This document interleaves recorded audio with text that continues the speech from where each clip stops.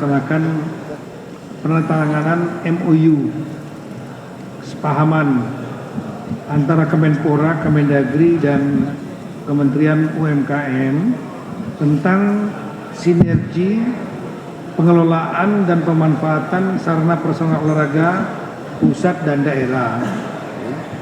Nah, tadi spesifik kita dengan daerah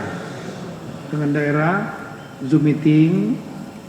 Biasa biar ini memang hari ini tadi pagi ada rakor mengenai inflasi dengan daerah rutin mingguan karena biasanya Senin, tapi Senin kemarin kita melaksanakan rapat gabungan ya Forkompinda seluruh daerah dengan beberapa pimpinan kementerian lembaga khusus untuk masalah bencana alam dan Natal tahun baru. Dan kemarin juga memang baru rilis dari BPS mengenai tingkat inflasi kita yang alhamdulillah turun ya dari 2,86 ke 2,72%. Ya. Nah, dilanjutkan dengan MOU ini, dan MOU ini sangat penting karena menyangkut masalah sarana prasarana olahraga di daerah-daerah itu cukup banyak. Stadion-stadion, lapangan-lapangan, gor, banyak sekali yang ada di daerah. Ada yang mungkin dimanfaatkan, ada yang idle dan bahkan menjadi beban APBD. Jadi bangun dulu pada zaman ada event PON, ada ASEAN, ada Asia dan seterusnya. Tapi setelah itu kemudian menjadi idle. Selain nggak terawat, ya beban perawatannya kembali kepada APBD. Apalagi daerah-daerah yang APBD-nya dialihkan ke pusat, otomatis mereka menjadi lebih berat lagi tahun depan.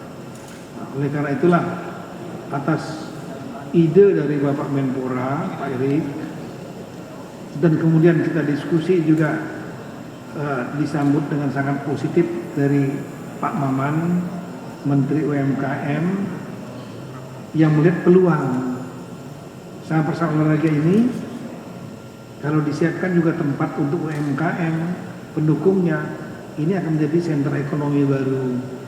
Nah, sehingga kami Kemendagri sangat-sangat mendukung sekali karena saya paham betul ini teman-teman daerah banyak yang mengeluh mengenai biaya perawatannya. Seperti di Papua itu sudah sering setiap datang ke sana pejabatnya teriak-teriak terus karena apa?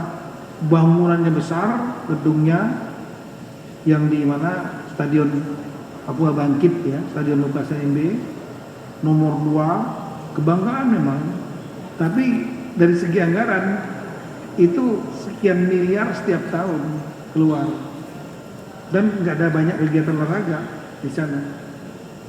Karena dikelola oleh pemerintah daerah. Kami paham juga bahwa anggaran pemerintah daerah itu dia banyak sudah habis belanja pegawai, operasional pegawai. Setelah itu ada 6 yang mereka harus kerjakan, yaitu infrastruktur, pendidikan, kesehatan, kemudian juga bantuan-bantuan sosial, kegiatan sosial, kemudian keamanan, ketertiban, dan perumahan. Nah, sehingga mereka menganggap bahwa dalam aturan pemerintahan juga bidang pemuda dan olahraga ini sebagai bukan hal yang wajib, minim namanya non pelayanan dasar. Yang pelayanan dasar hanya 6. Karena bukan pelayanan dasar, maka mereka menganggarkannya kecil. Tadi saya sampaikan datanya, kecil, kurang dari 1% ya, untuk pemuda dan olahraga.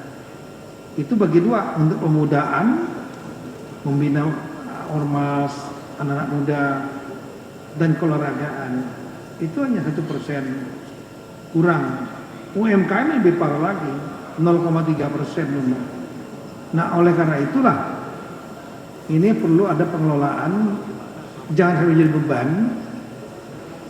Ada ide ini supaya yang idle ini dimanfaatkan, dan yang punya pengalaman panjang soal itu ya Pak Erik, karena beliau juga pernah menjadi owner di luar negeri, ngerti bagaimana cara menghidupkan stadion-stadion itu menjadi mengelolanya dan menjadi malah menguntungkan dan bisa bagi-bagi hasilnya kepada daerah sebagai pendapatan asli daerah PAD, dan bisa menjadi pusat ekonomi di sana.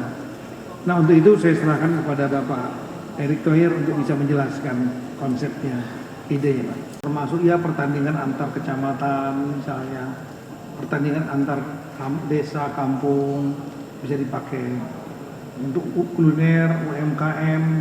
Di daerah-daerah itu banyak sekali produk-produknya. Cuma kadang-kadang mereka nggak butuh tempat dan butuh orang banyak. Nah, ini bisa salah satu opsi untuk memasarkan UMKM. Tadi kalau masalah insentif, kita belum memberikan insentif, cuma tadi saya sampaikan setelah pengumuman ini, setelah MOU ini, bagi kepala kita nggak akan melepas. Teman-teman kami akan monitor. Dari Kemendagri terutama akan monitor. Kira-kira dalam 2 minggu ke depan ada nggak yang sudah mulai menjajaki atau membuat MOU? Kalau nggak ada, saya akan submitingkan lagi. Terutama yang saya tahu anggarannya itu sedikit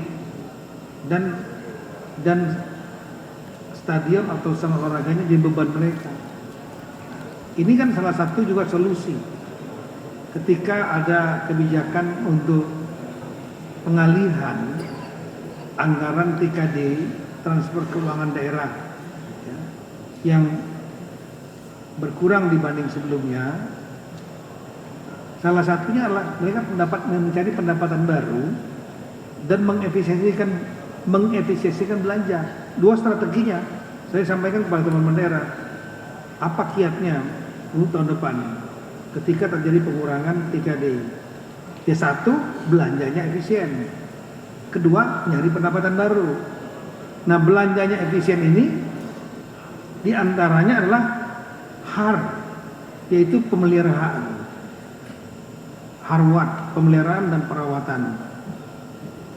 Stadion yang dikelola oleh Pemda, kalau itu tidak produktif, dia membebani pemeliharaan dan perawatan. Nah, kalau seandainya dikelola profesional, otomatis beban untuk alokasi harwatnya itu bisa dipakai untuk yang lain. Yang kedua adalah bisa mendapat strateginya mencari pendapatan baru, naikkan PBB, P2, perkotaan pedesaan, pajak bumi bangunan. Rekan-rekan sudah melihat sendiri apa reaksi publik di demo, karena masyarakat yang susah kena. Itu bukan cara mencari pendapatan yang bagus untuk daerah. Tapi stadion yang idle, yang ini itu nggak digunakan jadi beban, ini sebetulnya potensi untuk mencari pendapatan baru kalau itu produktif. Caranya kelola profesional sehingga itu bisa profit sharing, kalau misalnya untung bagi pendapatan PAD. Yang kedua, lapangan kerja otomatis akan bangkit. UMKM-nya juga nanti kalau tumbuh berkembang, ini menjadi buffer zone kalau untuk ekonomi, mendorong pertumbuhan ekonomi, ya, termasuk juga menekan inflasi dan membuka lapangan kerja. Tapi setelah itu kan ada retribusi yang bisa menjadi PAD baru bagi daerah tanpa membebani masyarakat yang nggak mampu. Kira-kira itu. Jadi insentifnya Pak, tadi saya sampaikan kepada teman-teman, yang pertama kali provinsi atau kabupaten kota yang bisa membuat MOU, setelah kita pelajari MOU-nya cukup bagus, jelas, kami bertiga akan datang ke situ. Tolong rekan-rekan media besarkan supaya yang lain juga terpancing. Terima kasih sudah menonton. Silakan subscribe, like, dan jangan lupa komen di bawah ya, Bola Spotter.